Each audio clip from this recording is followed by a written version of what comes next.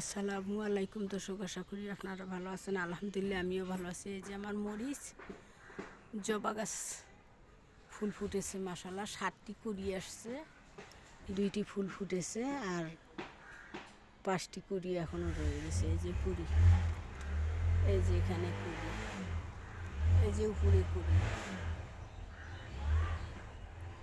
7টা থেকে 5টা ফুল ফুটে, সরি 5টা কুড়ি আছে আর 2টা ফুল ফুটেছে মাশাআল্লাহ। ফুলগুলো খুব সুন্দর হয়েছে।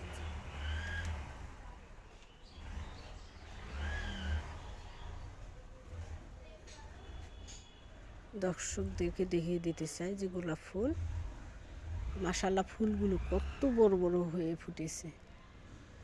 ফুলগুলো একটু উপরে, যার কারণে আমি দেখাইতে পারতেছি না। দেখি ক্যামেরাটা নিয়ে যাই।